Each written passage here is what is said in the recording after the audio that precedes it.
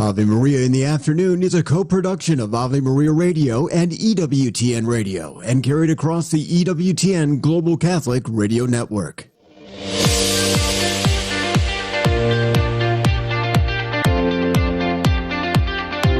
Welcome to Ave Maria in the Afternoon, examining the world through the lens of faith from the heart of the Church to help us navigate the culture.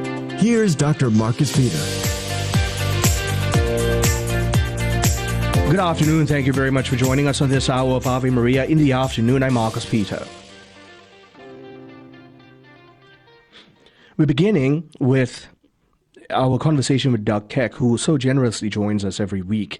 This week, Doug and I want to talk about Donald Trump and recent statements that he has made. In August of this year, in light of his frankly gargantuan efforts in trying to bring to cessation the conflict in Ukraine, and then most recently with his peace plan that has allowed for a ceasefire in Gaza and between Hamas and Israel.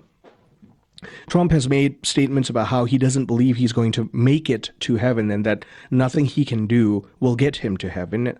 And I want to be clear here. It's so easy. Gosh, it's so easy for people to sit on armchairs and to comment from a position of either entitlement or just continued passing of judgment.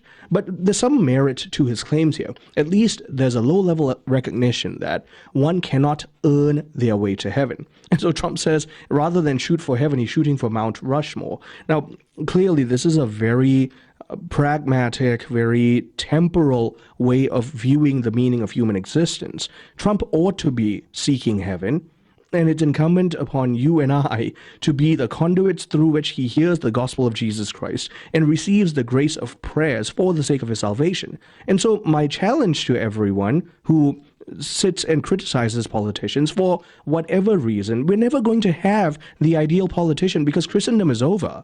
We are in a post-Christian era. What we are going to have are fallen human persons engaging in the work of politics.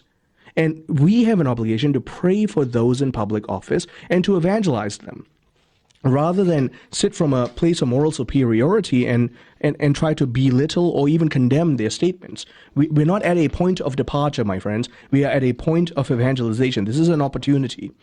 We go on from there to speak with David Bonagura. In an address earlier this year, Pope Leo remarked any form of service that doesn't have the gospel at its core is lacking.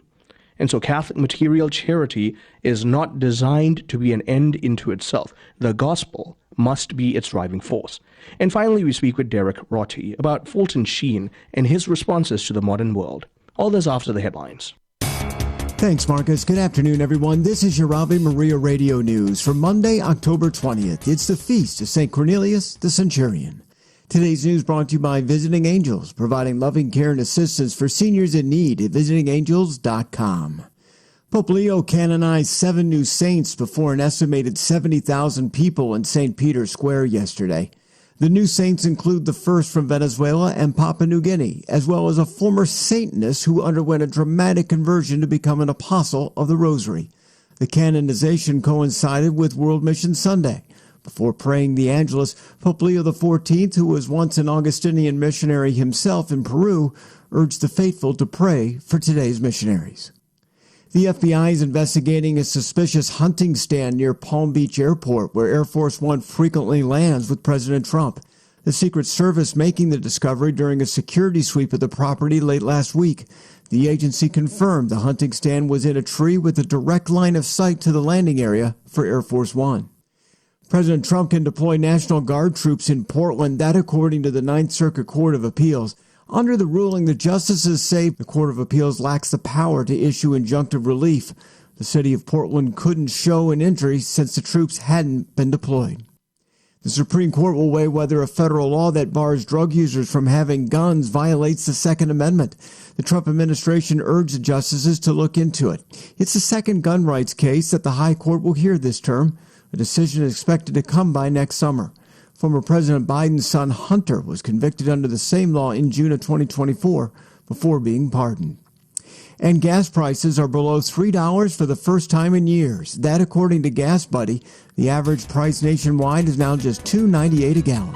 From your AveMariaRadio.net news desk, I'm Steve Clark.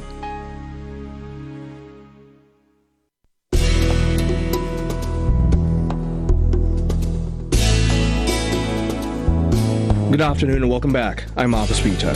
Joining me as he does every week is our friend Doug Keck of EWTN. This week, we want to talk about how the President of the United States says he doesn't think anything can get him into heaven, but he's aiming for Mount Rushmore instead. Doug, thank you for joining us. How are you? I'm great. Thanks for having me. I'm always glad to be able to connect with you because one of the main reasons that I enjoy our conversations too is you think rightly about how we ought to view even our political life and applying biblical principles, and Trump is no different. It's easy. I've heard so many Christians just disavow and say, oh, he's pretending to be the face of Christianity and what an embarrassment. I don't think that's what's going on, so maybe that's a good position to start with. Well, let me ask those people who have now decided that they have the ability to judge other people. I thought who many times on every other situation will tell you that you're not in a position to judge, but somehow they understand his spiritual life. We all have to say, listen, I can watch a person's actions on the outside and judge their actions, and out of those I can extrapolate, make a guess at what's driving them. But I don't know for sure. Only God knows, which is why ultimately we're not the ones who decide what people's fate is. Right. God does, because we don't know all of the factors that go into that person's lives. How many gifts were they given versus the number of gifts they worked with? What were the impediments to their ability to live out a faithful life? Some of which maybe you have more of, some of which you may have less. So you really can't get into this kind of, deciding, well, they're just saying that. I think most people who do that are people, my guess, who don't agree with his political positions or don't like his style. Both of them are understandable, but neither one of them gives anybody an insight into his spiritual life. I couldn't agree more, and unfortunately, I believe it also comes from a place of a tremendous superiority complex that we all need to check ourselves with, because here's the reality: we're living in a post-Christian era, and we've not had a faithfully Christian president in generations. Right, and again, it's Christendom doesn't exist anymore, as we know. The idea that the ruler is this good Christian person, as we know, historical dramas will show us that they weren't always so wonderful people. Right. So, at the end of the day, it still relied on the faithful. It relied on the locale, the people in the local parish, or what was going on in the monasteries. Some bad and some good there too. I mean, because we're populated by people with original sin. And they're going to be, especially those people we count on the most to take the lead on teaching the gospel, are the ones who are going to be the most under attack by the enemy, as we know, because that's how it works. But I think what we have to look for is at least the idea of, from a positive cultural perspective, are these generally in line with what we'd like to see happen? So many things in the last few years. I mean, we've seen the whole kind of woke thing falling apart, and the trans thing is dropping dramatically because it was a social contagion, right. And somebody has found the vaccine. It's called the Emperor's New Clothes. They said, this is ridiculous, Yep. And we all agree, and people say, oh, now I can speak the truth without being canceled. So I'm going to say, yeah, I think this is ludicrous. And I think with people with Trump, I think like with everything, I mean, these are the same people who tell you, well, we can't be sure that Judas is in hell. And I'm not saying whether he is or he isn't, but, they seem to have an incredible amount of mercy for people that kind of doing the oddball things in life, serial killers or people who are doing horrible things, because we need to understand their background. But if they don't like somebody on the other side or politically, that person is obviously Satan's number one disciple. Right.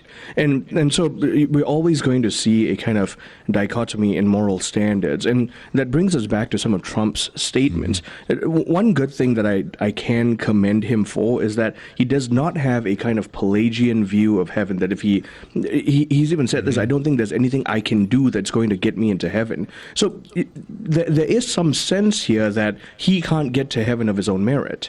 Right. Well, I think my guess is most of his faith came from his mother. His mother, I believe, was Scottish. I don't know if she was Presbyterian, if that's their background, or Methodists or Presbyterians, one of those two. I meant to look into it, and certainly from a Presbyterian perspective, that would be certainly the case that one is not going to be able to work themselves into heaven.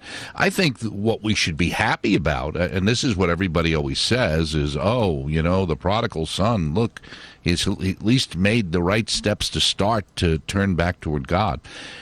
If now Trump talks about God in such a way, certainly I think clearly, since he believes he was almost killed, and in many ways believes that maybe he was protected.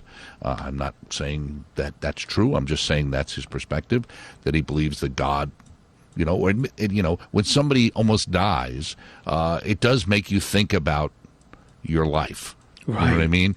When somebody close dies, especially suddenly, it makes you stop and think about, well, what's important in life? I thought these things were also important, but in light of death, they really are meaningless. So I think for him, without a doubt, you have to think that he's had some spiritual awakening of some sort that at least makes him understand about his mortality. And that there is something beyond here, and that he'd like to believe that some of the things he's doing, are positive in that way. Mm-hmm. And I think that's what he's talking about. And Doug, we also have to very honestly admit that what he has achieved with the ceasefire, in some ways is unprecedented. The 20-point plan for lasting peace has never been achieved before. So by the grace of God, something lasting can be done. But also the strides he's making with the Ukrainian conflict. So in a lot of ways, for all the indictments that are being passed on him by those who are passing moral judgment, he's doing a tremendous amount of moral good as well. Absolutely, and I think it's like the world we live in today. The fact is, as I think Trump said one time, he said, I could cure cancer, and there are people still be complaining that I should have done it 10 years ago. It's one of those kind of things, and we do live in a world like that is so bifurcated and so adversarial that even when the person does a right thing, we're quick to want to, oh yeah, that's true, but what about all these other things they should be doing? And that's why, for all the positive things that are going on, obviously from even a Christian perspective, in the efforts to take care of people and do different things, the immigration thing, of course, comes up, and there's a lot of perspectives on that. But certainly one of them is, just remember, he's not the Archbishop of the United States. He's the president. And the job of the president is to protect the United States. And in certain cases, from a perspective of borders, etc., it's a totally different perspective than certainly what the bishop of El Paso's position should even be, because they're different perspectives. One's worrying about my flock, and the other one's worrying about a country, and those are not necessarily always the same things. Right. And thereby, the moral onus then falls upon us. Rather than sit in our armchairs and do this kind of entitlement commentating, there are certain Christian obligations here. Number one, to realize that some good is being done. Number two, we're not going to get any perfect candidate by any stretch of the imagination politically. Number three, we ought to be praying for his soul. Absolutely. That's exactly the point. We want him to be enlightened, and we do. Should be doing that, and we've always said, the church will tell you, if you have somebody you have something against, you should go to them and express that, but you'd also be praying for them, and it's a lot harder to be mad at somebody that you're praying for. And I think one of the things that people have to step back and look at as well is sometimes we get into some of these social gospel issues and end up with things that are kind of utopian. This idea, well, this would be good, and this would, and meanwhile, if you look at South America, where you've kind of caught this, view of, in some ways, of that somehow poor people are holier than other people. Well, they may in effect be, because they're forced to rely more on God, and the less you have, the more you rely on God. That may be true, but it intrinsically is not true. And the reality is, in many cases in South America, as the church got into a heavy social gospel, a lot of the Catholics left, as we've seen, for Pentecostalism, because they hear Jesus being preached. Because as much as they want this world to be better. Mm-hmm. They want to believe that there's really something in the next, and we better make sure our priorities are correct. Amen. Doug, that was a beautiful exhortation to end with. My guest has been Doug Keck of EWTN, and he has set for us the right paradigm here. Pray for Trump's eternal salvation and our own. I'm Marcus Peter. Ave Maria School of Law is the Roman Catholic law school in the United States. Consistently ranked in the Princeton Review as one of the best and most conservative law schools, as well as pre-law's most devout law school.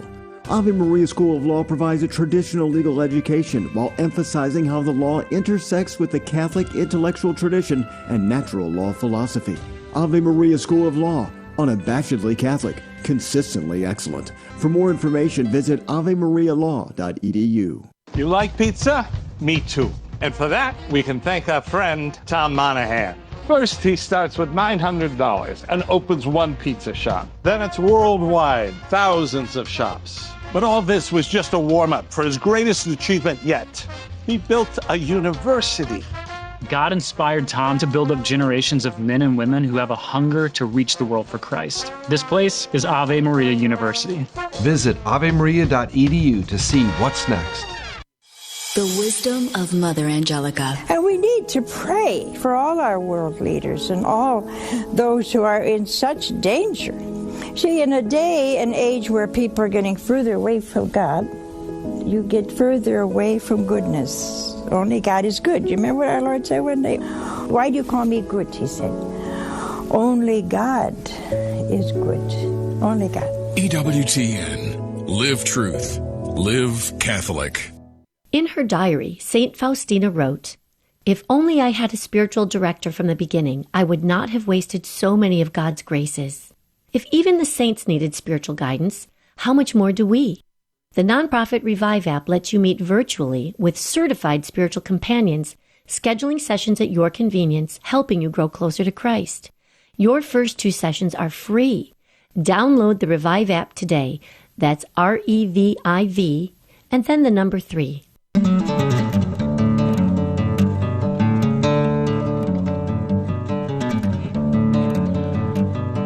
Good afternoon, welcome back. I'm Marcus Peter. Christianity is a religion of paradoxes. One is the strange relationship between the natural world that we see and the supernatural world that we do not. Joining me to talk about 2 forms of Christian service is David Bonagura. He's a prolific author, no stranger to this program. He's also an adjunct professor at the Catholic International University. David, thank you for joining us. How are you? Hello, Marcus. How are you today? I'm well, thank you. It's always a pleasure to reconnect with you. I'm always intrigued by the wisdom you share with the world, and this is no different. The 2 forms of Christian service.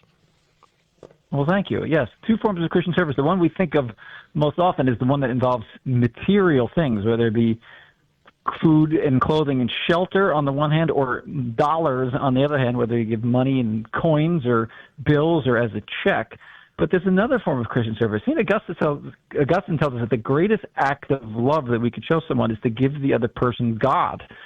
So we could, as a second form of charity, because the first form of charity, the material act of charity, is essential to being a Christian, but we could also bring someone to God by bringing that person to Mass, by getting a Mass said for the dead, by bringing someone to confession, by inviting someone to pray with us. All those would be ways, a second form of Christian service, whereby we bring someone close to the purpose of our existence. Really, the purpose of our charity, too, is to bring someone to God. Right. And okay, so in order for us to reground ourselves, you said that so matter-of-factly, you would think that that's obvious, but to reground ourselves in the work of especially welfare and therefore Christian charity, we've been besieged with a materialist Gnosticism, so to speak, where we believe that the work of welfare and charitable works are the end in themselves. Right, exactly. We think of do the right thing. It's the right thing to do, and of course there's some truth to that. But when you say you pass a homeless man on the street or something to that effect, or the basket is passed at church and you put some money into it, the right thing to do is to put money in the basket. But why is it the right thing to do? It is the right thing to do because God puts in context all things. God is the author of all that's good, and he invites us to give, and not just invites, he commands us to give to others as his way of showing, as our way of showing our love for him. So to give to others is not just, we don't just do it because, the secular world tells us to do. And the way of thinking of, we're talking about giving charity, giving someone God, we live in such a materialist world where we only think about things. Right. So it's not, even the most pious Christian is not wrong in the sense that, oh yeah, but I just, I write a check or I do this for charity, I give clothes to the homeless and so on. And to not think, oh yeah, maybe I could give charity by giving a person. It's just, we're not conditioned to think that way. Mm-hmm. And it's important as Catholics that we remember that we ought to think that way, that we should always give to God. And I think of the Franciscans in the Bronx, not too far from me, when they have soup kitchens, they have all these outreaches in the poorer parts of New York City, and they never just give food or give clothes and say, yeah, hey, beat it, see you later. They never do that. They always do so in the context of trying to form a relationship. Yeah. And they don't form a relationship with the person just because that's a good thing, even though it is. They do it because they want to bring that person into an encounter with God. So the Franciscans in the Bronx and elsewhere are giving charity, but they're saying, hey, why don't you, they befriend the person, say, hey, why don't you come to our Vesper service tonight, or they actually have midnight mass. Why don't you come to our midnight mass and participate with us, pray with us. So that's a way that physical charity is the means to the greater gift. It's like another form of saying the old line of, if you give a man a fish, you give him food for a day. If you teach a man to fish, you give him food forever. Mm-hmm. Likewise, you give a man a fish, you give him food for the day. But if you give a man God, you give him the eternal food, the bread of life, on which he forever lives. And so there's a kind of distinction here, but the two ought to go hand in hand, that our material giving must have as its final end the divine giving, that we really want to give them God.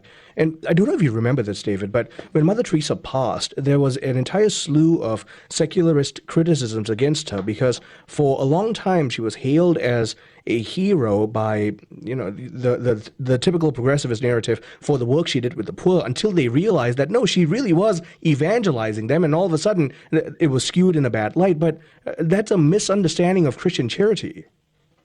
Exactly, right? Christian charity is exactly what that. Mother Teresa didn't do that work in the slums just because it was the right thing to do, or because she was just founding a new NGO or something like that. She did it because God commanded her to bring these people to her, and it was to give them a noble death so that they could encounter God in their final minutes, days, hours, however long it was. And then where did Mother Teresa and the nuns get their strength to do such difficult work? They spent hours a day in prayer, hours in front of the Blessed Sacrament. Mm-hmm. That was the source of their strength. So, as you said, rightly, the material and the spiritual are not bifurcated. They go together. They mutually support each other. But it's essential that the spiritual one always has to come first. It directs and orders the material. It tells us what to do with it, how to do with it. Everything comes from God and goes back to God. The material things are there to serve Him. Can we take a step back from the deep dive to talk about why is it that the modern secularist culture doesn't want to see that? Why is this false dichotomy? And by the way, this false dichotomy, you and I can acknowledge, is also sometimes in church organizations, in Catholic organizations. Yes. And again, I think part of it on the Catholic side of things, the material is just easier. We see it. It's easy to sit down and write a check. It's so easy. It's easy to just reach into the hip and then throw money in the basket of church. Right. It's easy to bring old clothes to the collection or things like that. It's so much harder, and it takes courage to say, my brother or my neighbor or my friend hasn't been going to church, maybe I can invite him. Or it takes courage and time and a great deal of patience to say, I'm going to take my elderly mother, my elderly father, my elderly grandparents to church, my elderly neighbor, because he or she can't get there anymore. And even though it's a big sacrifice on I'm going to do that. Those are things that, things that we can do. But the secular world just hates God. When people die, that's as deep as you could go. It's real simple. It just hates God, and it doesn't want any of that spiritual things in there. So, but it's funny how it loves the fruits of God. And what are the fruits of God? Material charity. There's no reason to give, the Romans didn't give material charity to orphans and beggars. They kicked them to the side of the road and let them die. That's right. Because they didn't believe in God, right? It's funny because these secularists, they don't want God, but they want all the things that come from God. And they're so, very inconsistent. Exactly. And so what you're highlighting here is even the modern secularist notion of, do this because it's good. Well, you're getting that standard of goodness from the sacramental incarnational doctrine of the Catholic Church. Right, exactly. Right, the sacramentum caritatis, the sacrament of charity, the sacrament of love, is the Eucharist. The great, the bread of life. Better than giving bread for a day is to give the bread of life that gives us to live in heaven. That's really what the Christian call is all about, to give the Eucharist. And of course, we need to give the regular bread so that we can make it to receive the bread of life. But it's the bread of life, the Eucharist, that's the one that really matters the most. And because it matters the most, all of our giving should flow from our Eucharistic encounter with the Lord, but ultimately lead back to that. So talk about what you talk about in your article, which is that charity has a final causality. Right, because the final cause, meaning the ultimate thing for which we do things, it's all over the Gospels. Jesus tells us to do unto others as do unto you, and in Matthew 25, probably perhaps most famously, even ominously, when he says, as often as you do this to the least of my brethren, you do it to me, and likewise, if you didn't do it to my brethren, you didn't do it to me. So that, as you mentioned at the beginning, that mysterious union between the supernatural and natural worlds, how they're intertwined, the people in the nameless people in Matthew 25, Lord, when did we see you hungry and thirsty and naked and blah, blah, blah, blah. They're as incredulous then as we can be today. Like, oh, gee, I didn't see Jesus in that person. But then Jesus is telling us straight up he's there. Right. So that's the motive there, because we're doing it for him. So all these good things are good. It's good to give to charity and all that sort of stuff. The reason why we do it is because God wants us to. That's how we show love. John's letter of John, no one could say he loves God by saying he hates his neighbor. The one way we show we love our neighbor and show we love God is by giving to the poor and needy. Yeah. David, always a tremendous joy and a blessing. Thank you for making the time. Thank you, Marcus. My guest has been David Bonagura. He is no stranger to this program. He is adjunct professor of classical languages at St. Joseph's Seminary and adjunct professor of theology at Catholic Distance University. And we were talking about the two forms of Christian service. I'm Marcus Peter. When the need for senior care arises, home is where the heart is. Visiting Angels provides home care for mom or dad up to 24 hours per day, including personal care, meals, and light housework. You may select your professional caregiver with Visiting Angels. More information at visitingangels.com or at 877-374-LIVE. That's 877-374-LIVE. Visiting Angels, America's choice in senior home care. Ave Maria in the Afternoon is underwritten by the following nonprofit organization: Real Estate for Life. Buying or selling your home or business property? Real Estate for Life can connect you with one of 1,400 pro-life real estate agents around the world. When Real Estate for Life receives a referral fee, they donate 70% to Ave Maria Radio and Human Life International. More information at realestateforlife.org or 877-LIFE-US1. That's realestateforlife.org. The following program is brought to you in part by MyCatholicWill.com. Surveys show that more than half of Americans do not have a will. At MyCatholicWill.com, it takes as little as 15 minutes to write your will and secure a legacy of faith. MyCatholicWill.com is the exclusive online destination for creating a Catholic will. The process of writing a will is simple and now more accessible than ever. MyCatholicWill.com, a legacy of faith for those you love. St. Therese once told her sister Celine that when we trust ourselves and not God, our soul becomes barren and incapable of virtue. Her remedy? External works of charity. We all try to do it on our own sometimes without asking for God's help. At St. Paul Evangelization, we suggest sharing the gospel with someone who needs it. Check out streetevangelization.com to find a team near you where you can share the love of Jesus. If there isn't one in your area yet, perhaps God is calling you to start a team in your city. To learn more, visit streetevangelization.com. It's time for Family Man with Dr. Gregory Popcha. Imagine you signed up for flying lessons, but 5 minutes into your first lesson, your instructor handed you the plane's controls and told you to try landing. It sounds crazy, but that's what we do when we ask our kids to complete a task they're not equipped for. Whether it's managing their frustration respectfully or cleaning up the messy room, if they don't have the skills they need to succeed, we're setting them up to crash. Before asking our kids to fly solo, we parents need to do some basic pre-flight checks. Are our kids old enough for the task we're giving them? Have they consistently shown mastery of that task? If not, we need to mentor them from the co-pilot seat just a little bit longer. Dive more deeply into discipleship discipline techniques by checking out the newest editions of Parenting Your Kids with Grace, or Parenting Your Teens and Tweens with Grace, or visiting CatholicCounselors.com. I'm Dr. Greg Popchak, but you can call me Family Man. To discover more ways faith can enrich your life, visit CatholicCounselors.com. Christ is the answer, with Father John Riccardo. We just did our parish mission a couple weeks ago now, and I suggested that in the course of the mission that we do something like a little mini spiritual assessment of our lives. I don't have to show this to anybody, but a great chance for us just with real honesty, just between us and Jesus, ask ourselves some questions. First question, given the fact that half of Catholics don't think God is even personal, would be to ask ourselves that. Do I think God is personal? And then to ask myself, do I think a relationship with Jesus is possible? Do I have a relationship with Jesus? And if so, what's it look like? And then perhaps a little bit more awkwardly or painfully, to ask Jesus from his perspective, what's the friendship that we have with him look like? How would he describe our friendship with him? That might be a hard conversation to have.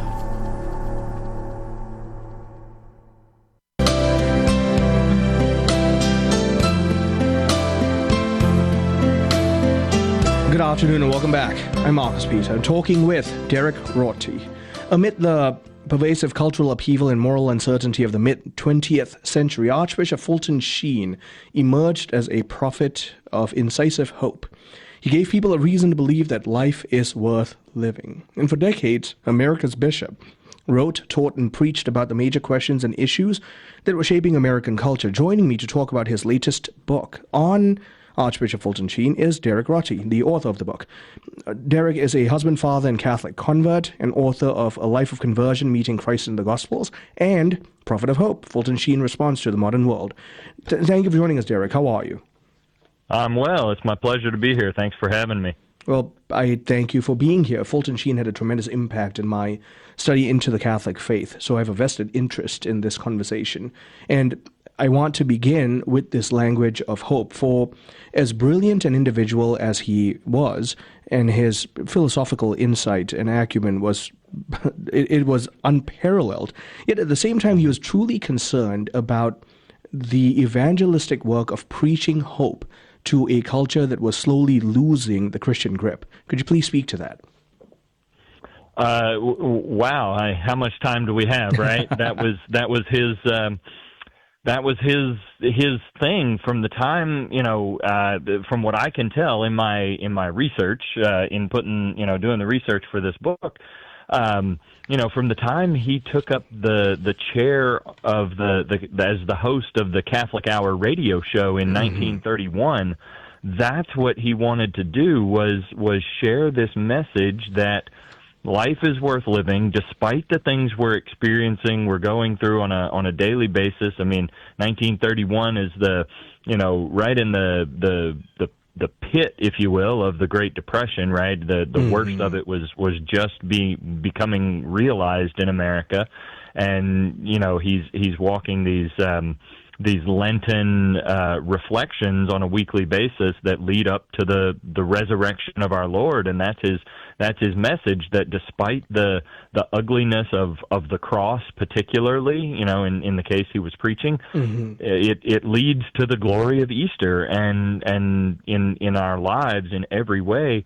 The ugliness that we experience, the despair that might confront us, can be combated by the fact that we have a purpose, that life is worth living, that Jesus Christ has overcome death, has overcome the grave, and has left us a church to bring us into communion and life-giving relationship with the Heavenly Father. That was his refrain. That was the thing he just kept saying over and over and over in, of course, many different ways, but every one of the sources that I looked at came back to that constant refrain. Right. And that refrain is crucial because in your book you pit him against the contradicting thinkers of his time, people who stood in contradiction to what he was saying. And the first of which is John Dewey. For the listeners who don't know who he is, talk about his pragmatism and the overt hyper-rationality with which he reshaped the educational paradigm of America.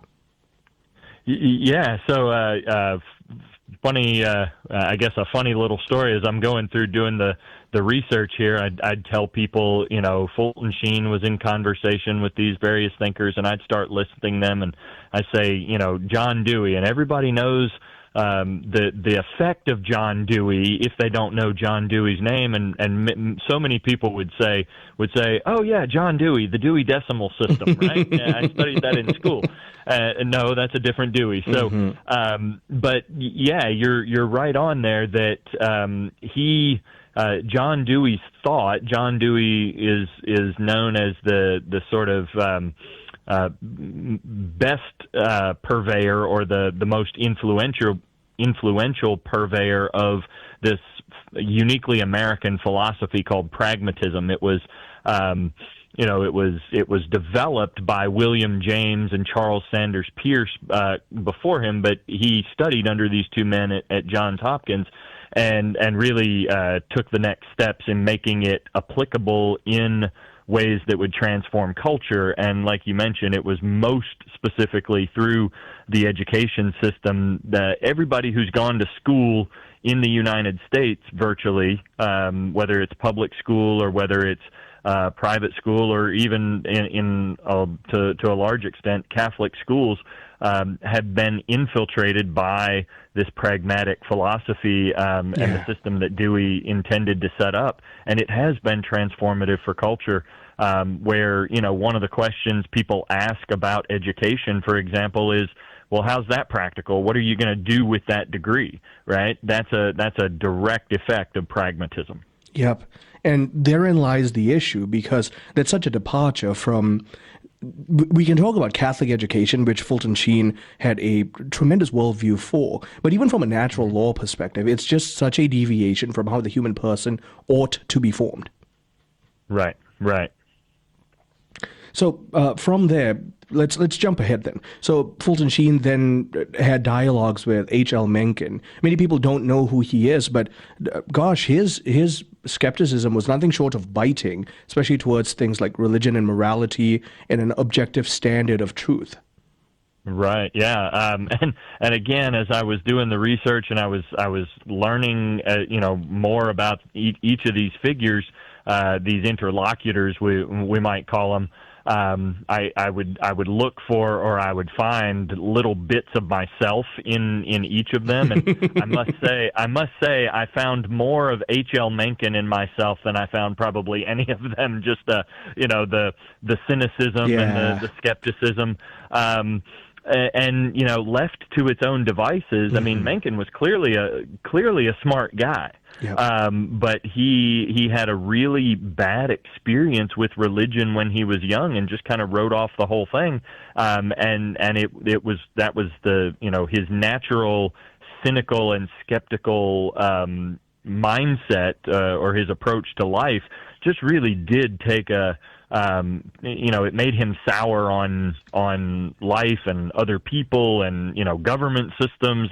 And when you read through it, you feel that coming through. It drips off of every page, and you just think, oh, if he knew the hope that Sheen and others certainly can convey, how great of a wit and an intellect he might have been for the sake of truth. But I remember particularly reading his treatise on religion, the treatise on the gods, I believe was the name of it, and it just he walked the path of every biblical critical method scholar who reduced the glory and grandeur of the scriptures to something that wasn't even fully knowable, or wasn't believable because of whatever ways that he wanted to pick it apart. And it was it was at least 500 pages, I believe, maybe almost 600 pages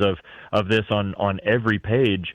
And yet you could, as you read through it, you could just feel like, oh, if he had been presented a really, really solid argument, he might have changed the way you look at this. Of course, we know that probably wasn't true. That arguments don't ever really win hearts. But I was particularly drawn to one passage in his work, and I don't even remember if it made it into the book finally.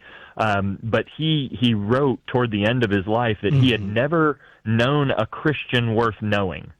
And I just thought, oh, if he could have encountered a genuine bishop, a genuine pastor, someone like Sheen, how differently that might have turned out.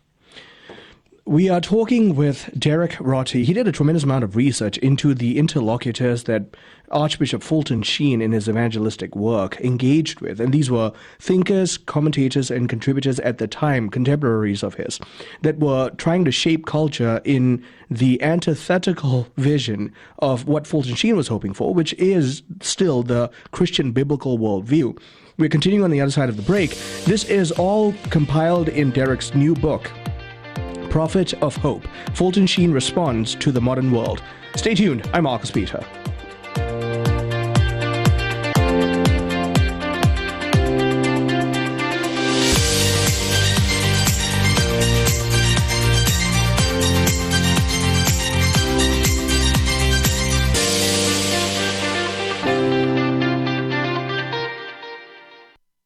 This program brought to you in part by Ave Maria, Florida, a big kind of small town where golf carts take you everywhere and there's always something fun around the corner. Discover championship golf, resort-style amenities, and a town center full of shopping and dining. With Ave Maria University and Ave Maria Catholic Church at its heart, it's a community full of connection and charm. More than 25 model homes are available for viewing. More information can be found at avemaria.com. That's avemaria.com. Hello, Steve Ray here from Footprints of God Pilgrimages. The land of our Lord and Our Lady is calling us. We're heading back to the Holy Land over Christmas break this year. We have the best, most reliable guides and services awaiting us. The holy sites are open, and the local Christians are anxious to see us. Galilee, Jerusalem, Nazareth, Bethlehem. No crowds, no lines. Hope you can join us. Find the Ave Maria Radio travel tab at avemariaradio.net. Strained or broken relationships are a given in most of our lives. Friends fall away, siblings drift apart, children sever ties with their parents, and despite our best efforts, these painful fissures are difficult to mend.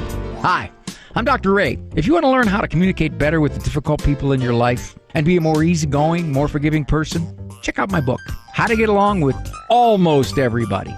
Check it out, and all my other books on the store page at avemariaradio.net. That's avemariaradio.net. Do you own popular index mutual funds or ETFs? If so, you're automatically own shares of companies that conflict with your moral beliefs. Ave Maria mutual funds are managed to conform to pro-life and pro-family values. Long-term investors can invest in the no-load Ave Maria mutual funds. The experienced professional portfolio managers make decisions based on investment fundamentals and pro-life values. You can learn more about Ave Maria mutual funds today at 866-AVE-MARIA or visit AveMariaFunds.com. Teaches that Jesus Christ is literally and wholly present, body and blood, soul and divinity, under the appearances of bread and wine. In the Bread of Life discourse documented in John chapter 6, Jesus states that he is the bread of life, and that his flesh is true food and his blood true drink. The Jews were scandalized in verse 52. How can this man give us his flesh to eat? Jesus does not back down, but reiterates this teaching 4 more times over the next 4 verses. Many left in verse 66 because this teaching was truly difficult. But at no point does Jesus water down his teaching and call them back. No, he allows them to leave, and even questions his 12 apostles if they too wish to leave. Jesus intended to be understood literally, and the Jews, apostles, and the Catholic Church absolutely take him at his word. Examining the truths of the Catholic faith, this is faithforensics.org. How does one describe Christ's relationship to his church? The Catholic Catechism says Christ is one with his church. He is the head, we are the members. Head and members together make up the whole body of Christ. Head and members form, as it were, one and the same mystical person. St. Joan of Arc put it very simply to her judges. She said, "About Jesus Christ and the Church, I simply know they're just one thing. We shouldn't complicate the matter." The Catechism also refers to the imagery of the bridegroom, the theme of Christ as the bridegroom of the Church, as two in one relationship. Just as in marriage, two become one flesh, the Church is portrayed as the spotless bride of the spotless Lamb. Christ has joined the Church with himself in an everlasting covenant. This is Peggy Stanton, and this has been the Order of Malta's Minute with the Catechism.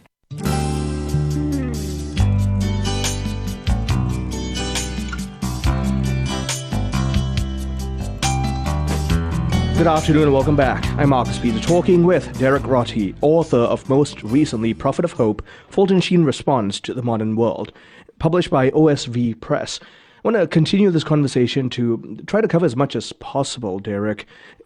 So we move on then to the next thinker. How did you find the correspondences of Fulton Sheen with Henry Luce?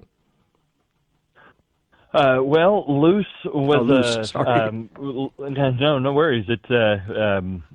Luce is one of those figures who wanted to be one of the great men of history, but ended up being much more behind the scenes than we realize, or his influence came from behind the scenes. He was the founder of Time magazine, which came out weekly for 60 years, I believe, something like that, and gave Americans their news, right, mm-hmm. and their view on the news for many years.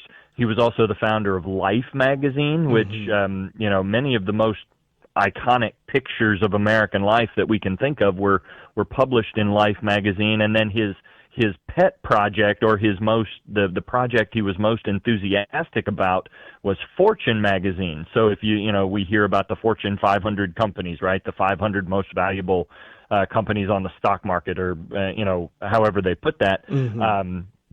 That was the project that Luce saw as his way to make culture and transform culture and bring America's economic potential to its highest possible point.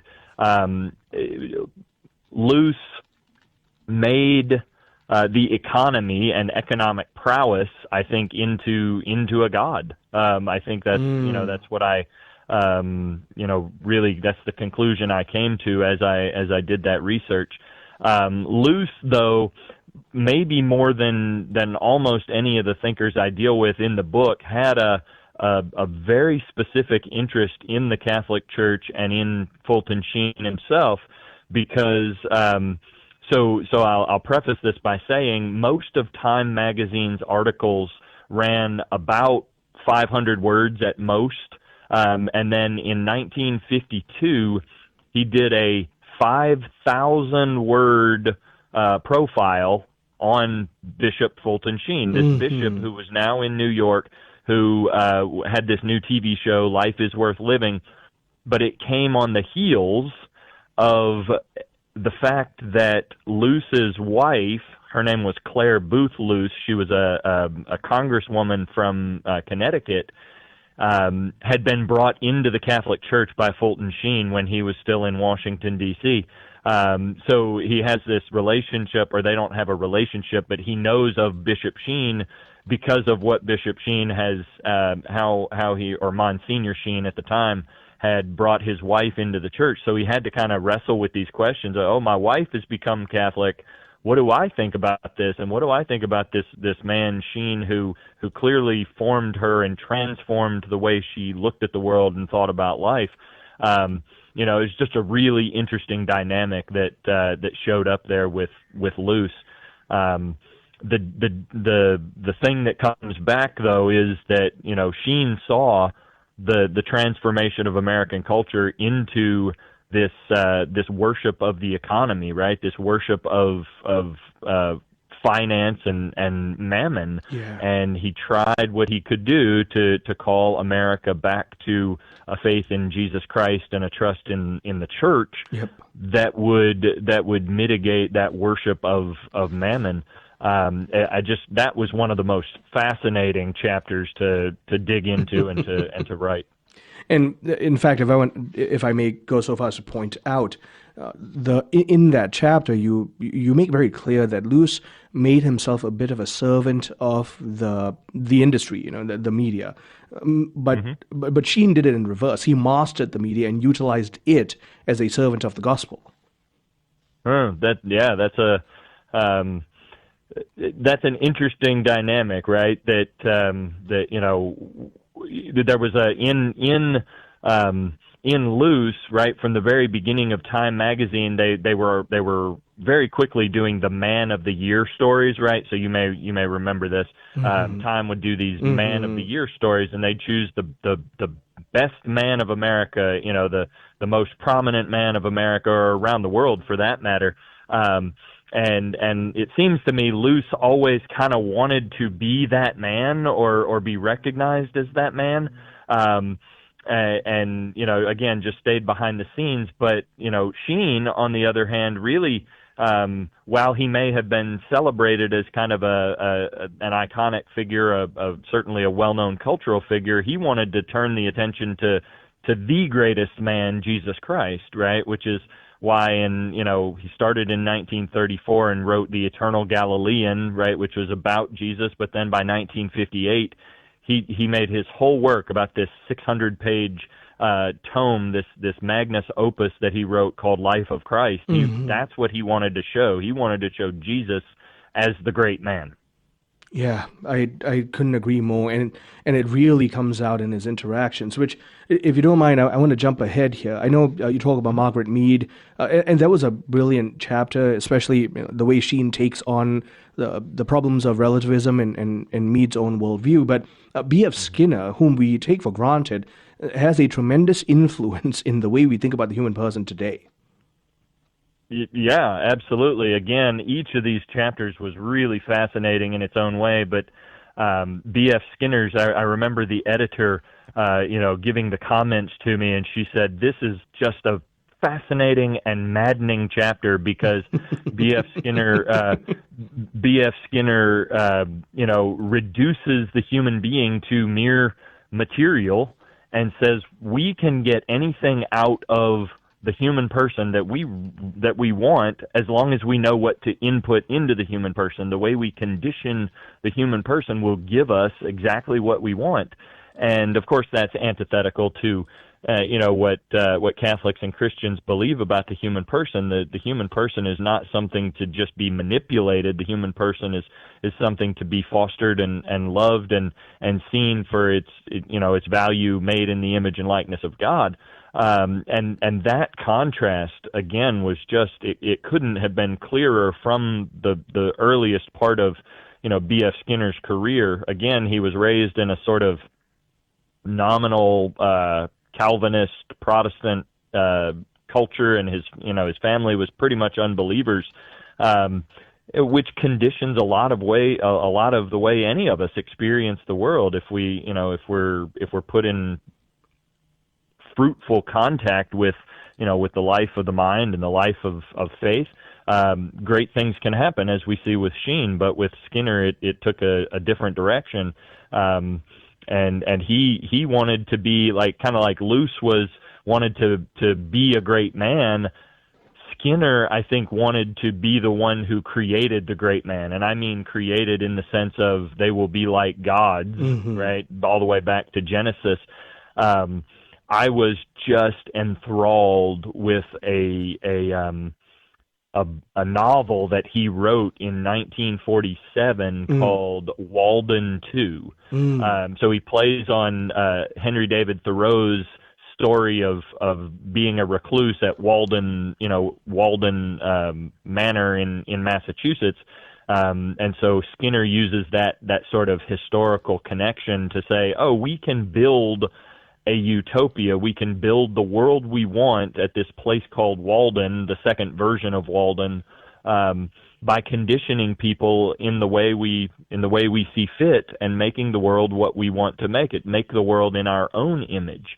And the great irony is that when you read that book, it ends up that the conditioning happens through religious activity. It happens through worship. It happens through prayer. It happens through intellectual development. And so what he really couldn't get away from is the fact that, the thing that the Christian faith, the Catholic Church, has been doing for centuries, is the only way to do it. It's the only way that human beings get formed. Right. Because no matter if you try to secularize it, you're going to be using those same tenets, those same signposts of how you form the human person. Yep. And that's precisely why B.F. Skinner's mechanistic view of the human person just stands in complete juxtaposition to Fulton Sheen, who, sure, you can talk about biblical, but also just the classical way of viewing the human person and being bearers of the divine image. Now, we're running out of time in this segment.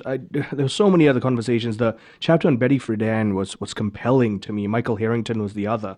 But just to end, we've got about a minute left. Can you please encourage our listeners to pick up Sheen's works in its various forms as an antidote to the hopelessness of modernity? Absolutely. Thank you for the time. So what my book does is synthesizes a lot of thought in conversation with American culture, but Sheen's works are just fantastic in themselves. I mentioned, some of the books are readily available. Life of Christ is still being republished to this day. There are a number of others that can be found if you go search, on Amazon for Fulton Sheen books. I want to see... I would hope to see at some point that maybe we find a way to broadcast the radio series that he did from 1930 almost through 1950. And even if we just got the texts of those, they're so rich and so brilliant, and they make a nice little reflection for a day or something like that. You can actually go and find it on a podcast, the Life is Worth Living podcast, and there's so many places to find it. Well, thank you so much, Derek. This was a joy. I appreciate your time. Yeah, my pleasure. Thanks. My guest has been Derek Rotty. He is the author of Prophet of Hope, Fulton Sheen Responds to the Modern World. And this is an interesting book. It puts Fulton Sheen in conversation with a lot of the contemporary thinkers of his time and shows how the biblical worldview is superior. I'm Marcus Peter.